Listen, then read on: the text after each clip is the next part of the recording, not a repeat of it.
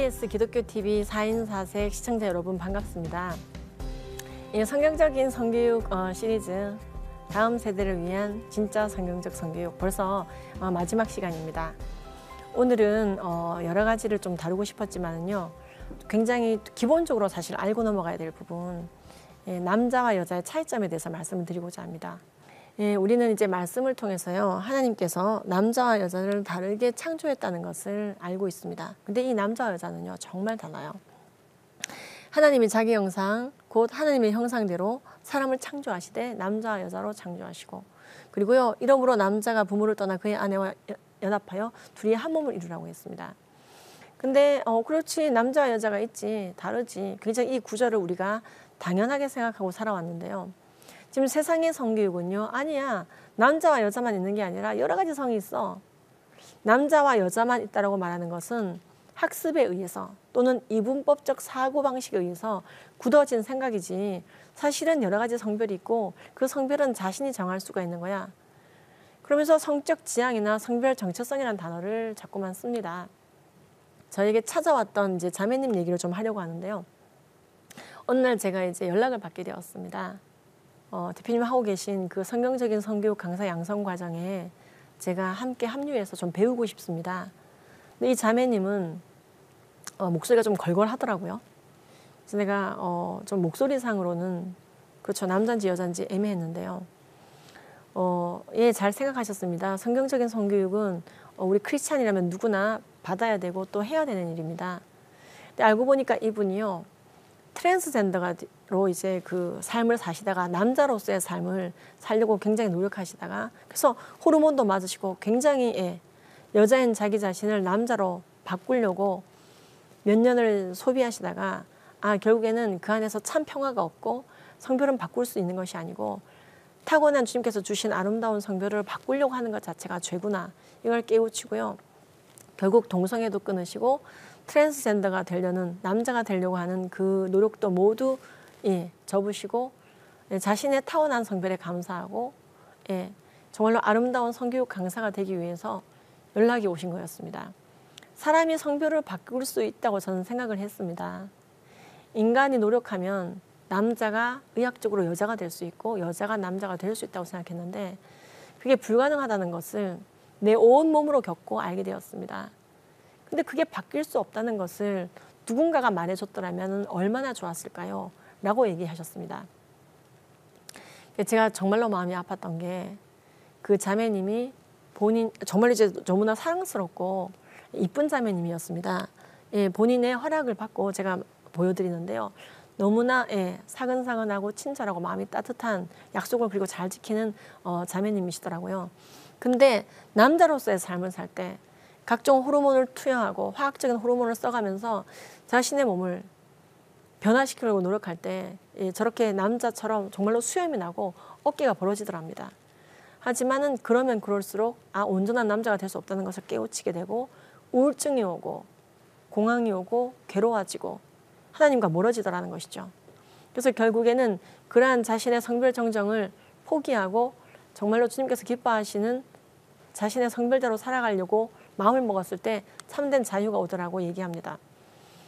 여러분들께 정말로 이 자매님을 여러분들이 초청하셔서 많이 간증을 들어보시라고 말씀드리고 싶습니다. 그러면 우리는 이 차이점을 인정하는 것과 차별의 다른 점을 아셔야 됩니다. 남자와 여자의 엄연하게 존재하고 있는 차이점을 인정하는 것은 남녀를 차별하는 게 아닙니다.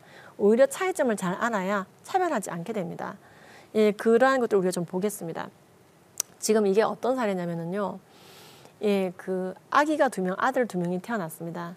그런데 그 중에 한 아이가 포경수술 도중에 성기에 이제 의사가 집도를 잘못하는 바람에 문제가 생겼습니다. 그래서 이걸 어떡하지? 온전한 성기가 아닌 것이죠. 그런데 존원이라고 하는 존스 홉킨스의 의사가 이들을 찾아와서, 그러면 그 아들 하나는, 브루스 라이머라고 하는 이 아들은 성기를 아예 다, 외부 성기를 다 제거해버리고, 그렇죠, 음경과 고환을 제거한 것이겠죠. 다 제거해버리고 여자아이라고 키우면은 이 아이는 여자로 클 것이다 라고 얘기했습니다. 젠더 롤이란 단어를 처음 쓴 사람인데요. 젠더 롤이란, 그렇죠, 사회적인 성 역할이란 뜻입니다. 그래서 타고난 성은 중요한 게 아니고 사회적인 성 역할을 통해서 사람은 살아간다라고 얘기하는 사람이었습니다. 그래서 이 젠더 롤을 잘 가르치면 되는 것이고 어릴 적부터 치마를 입히고 키우면 된다는 거예요. 그래서 실제로 수술을 해버렸습니다. 그 어린 아이에게 트랜스젠더 수술을 했고요. 이 아이는 브루스 라이머가 아니라 브렌다 라이머란 이름으로 이제 크게 됩니다. 그래서 정말로 여자아이처럼 옷을 입히고 예, 가족 사진에서도 보면요. 여자아이처럼 있죠. 그런데 이 아이는요.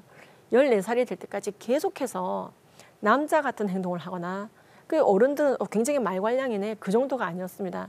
정말로 남자같이 살고 싶은 거예요. 그래서 외부 성기를 제거함으로 말미암아 테스토스테론의 양도 굉장히 많이 줄었을 텐데도 이 아이는 남자애들이 하는 행동을 많이 하는 거예요. 그리고 굉장히 이 괴리를 느끼면서 자살 충동을 느끼게 되었습니다. 결국 부모는 이 아이가 14살이 되었을 때 너는 원래 아들이었어. 남자였어라고 말해줍니다. 브루스 라이머는 즉 브렌다 라이머는 충격을 받지 않았습니다. 그러면 그렇지. 사실을 알게 돼서 반갑다는 식이었습니다. 그리고 정말 이런 모든 사정을 아는 여인을 만나서 실제로 결혼까지 했습니다. 하지만 이 성별을 바꾸겠다는 모든 이러한 과거에 자신이 이제 속은 그 과거에 의한 트라우마들 계속해서 여자 역할을 하도록 사실 강요받은 것이지 않습니까? 그 과정에서 남자와 여자의 성 역할까지 어린 시절에 다 보게 되었다고 합니다. 그런 걸 존 워니가 가르친 거죠. 결국 30대 후반에 이분은 자살했습니다.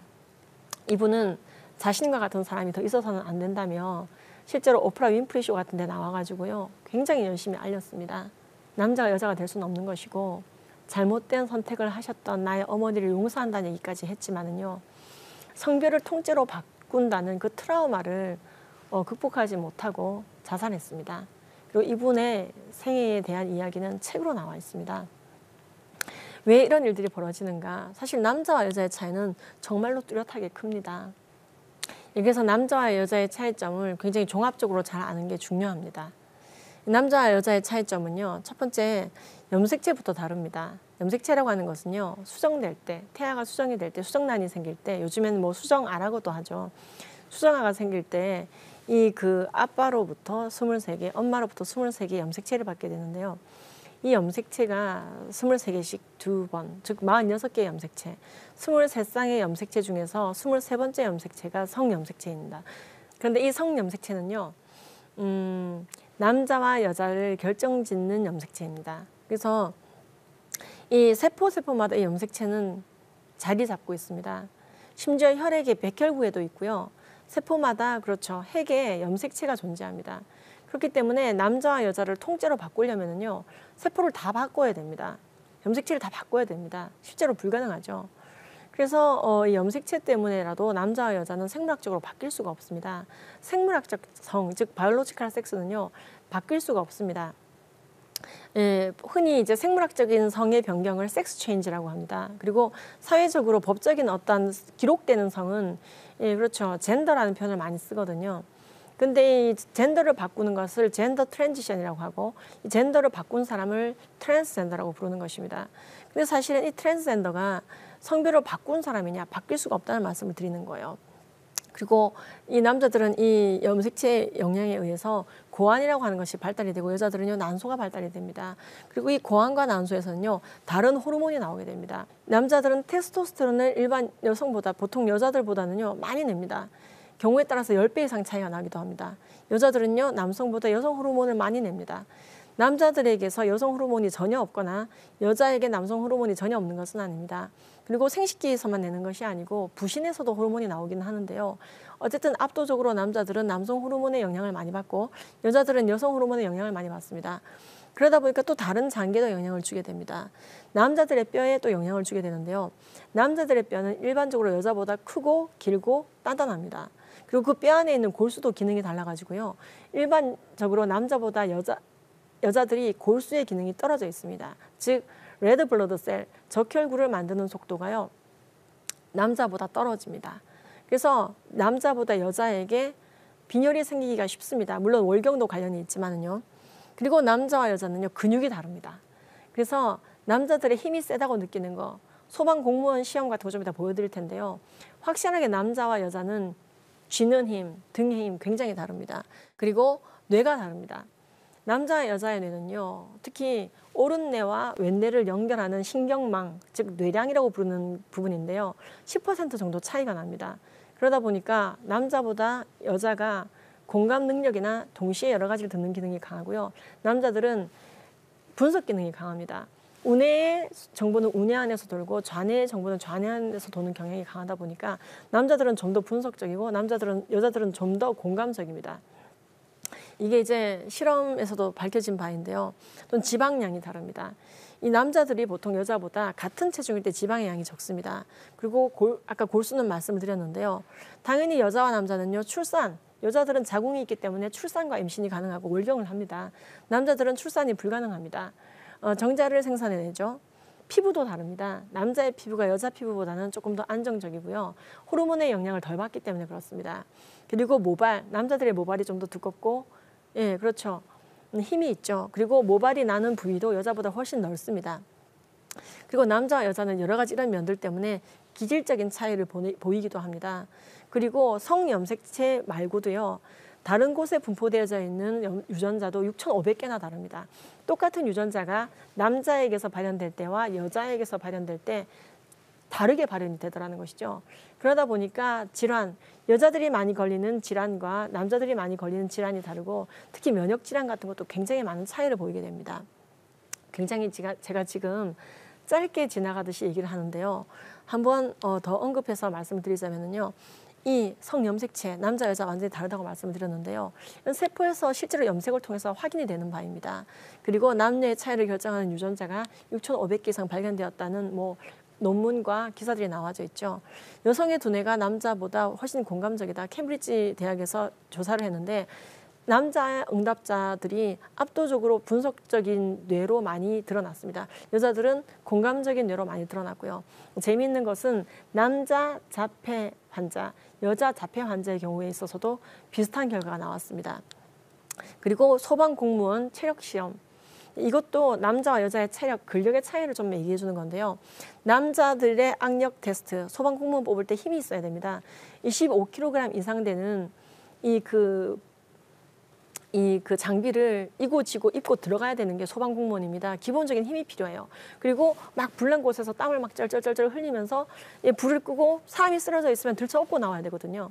그러니까 이런 힘을 가지고 있는 소방공무원을 뽑을 때 쥐는 힘, 등의 힘 다 테스트합니다. 보시면은 남자 소방공무원의 만점 60점인데요. 여자는 37점입니다. 더 재밌는 거는 남자 소방공무원 가장 최하 점수보다 더 점수 0점이죠.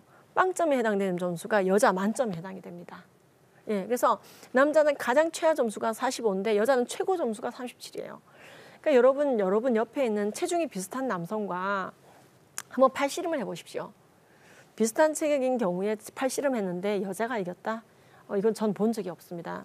그리고 실제로 배근력은 뭐냐면요, 등의 힘을 말합니다. 이게 이 등배자거든요. 이 앞부분의 배가 아니고. 근데 이 등의 힘도요, 남자 소방공무원 가장 최하 점수가 여자 만점보다 훨씬 높습니다. 왜냐? 그렇죠. 이게 타고난 차이점입니다. 남자는 근력이 좋고 여자는 근력이 약해 라고 말하는 것은 차별이 아닙니다. 차이점입니다.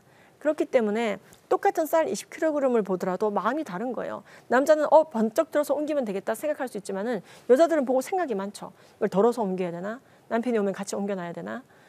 어떻게 해야 되나? 질질 끌고 가야 되나? 그래서 여자와 남자는 여러 가지 이유로 세상과 역동을 일으키는 방향이 다릅니다. 예. 똑같은 쌀을 보고도 마음이 다른데, 그렇죠. 세상과 일으키는 역동이 다르다는 말이에요.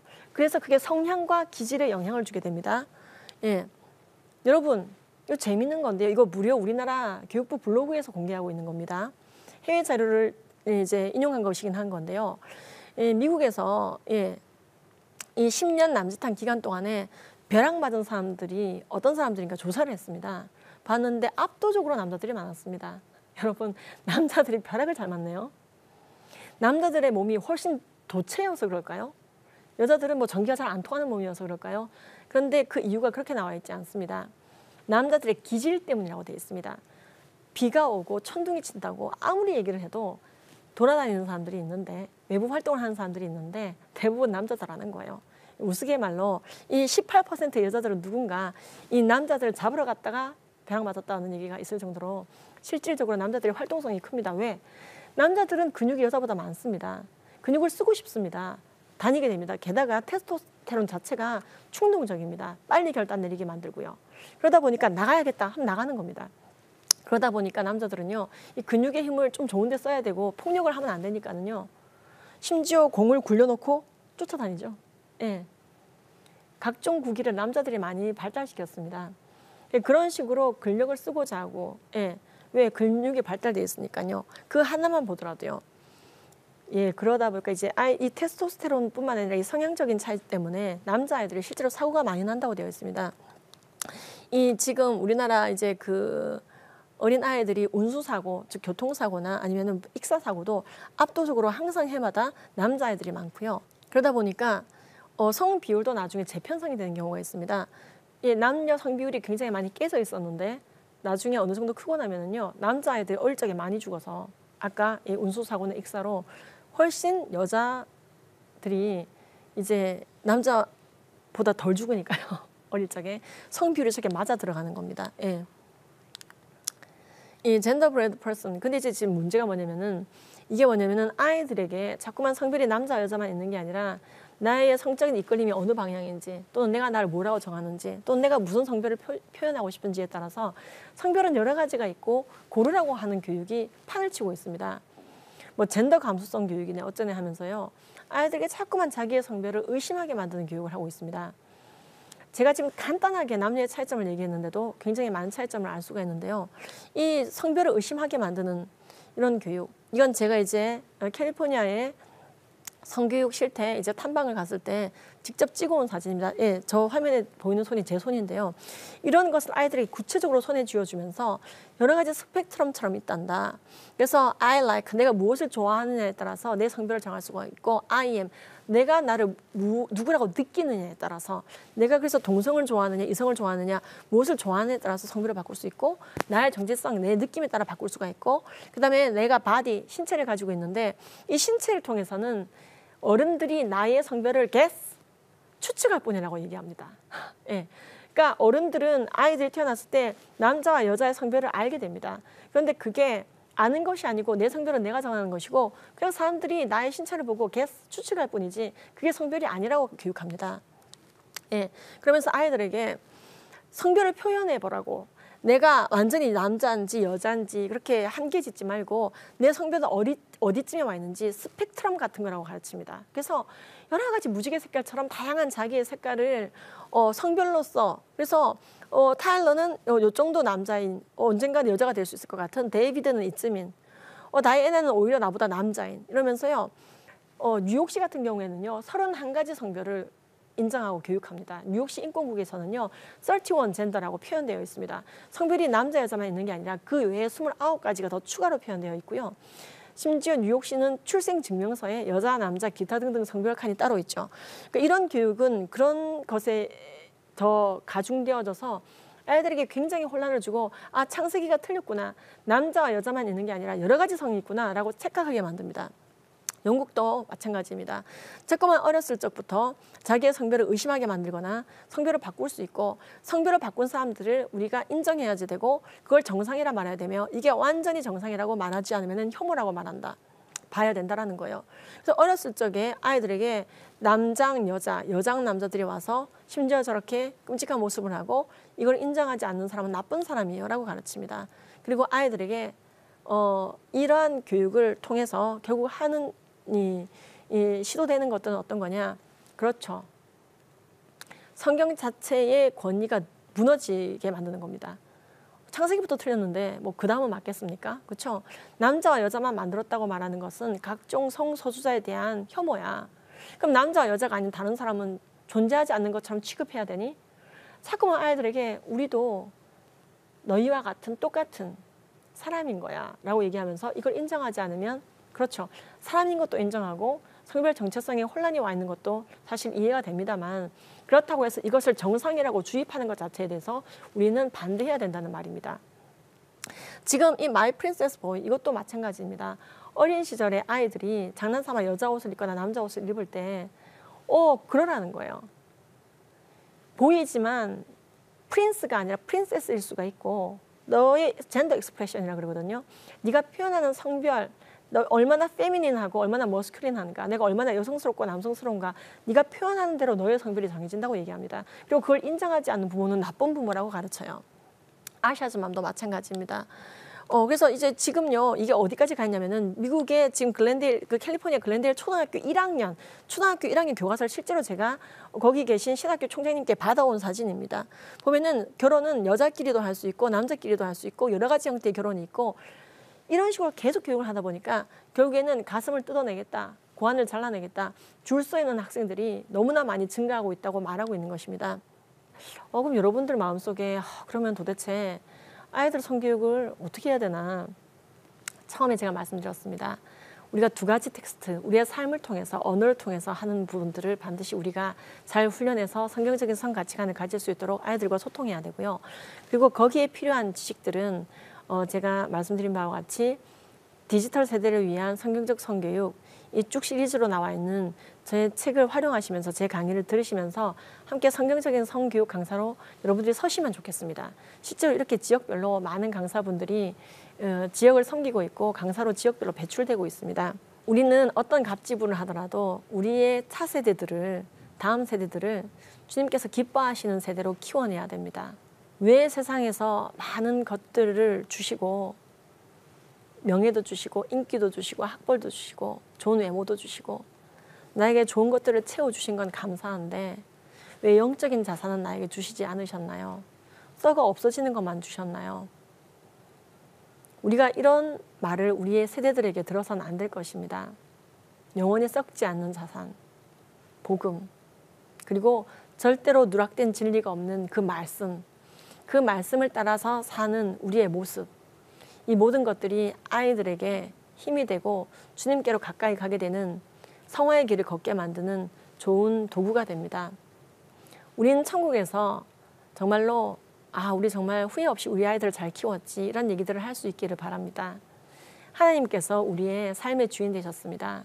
그분은 이 땅에 성육신하고 오셔서 내 죄를 대속하기 위해서 죽어주실 만큼 우리를 사랑하시는 분이십니다.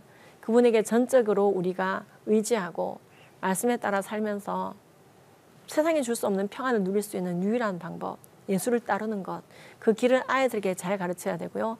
성적인 부분에 있어서도 마찬가지로 성경적인 기준으로 잘 가르쳐야 됩니다.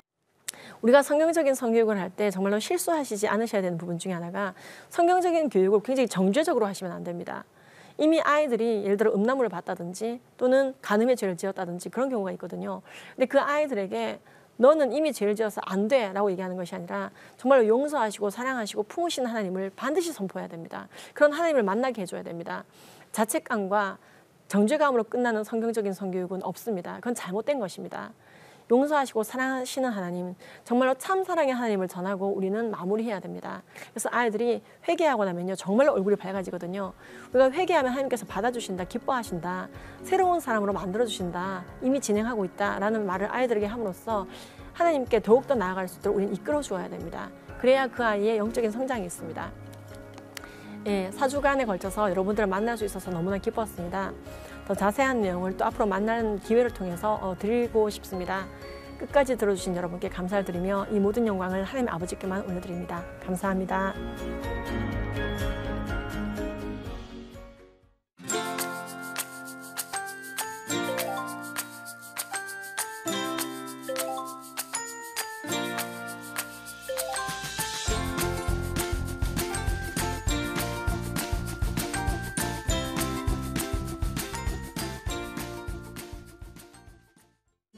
이 프로그램은 CTS 방송가족의 사랑과 후원으로 제작되었습니다.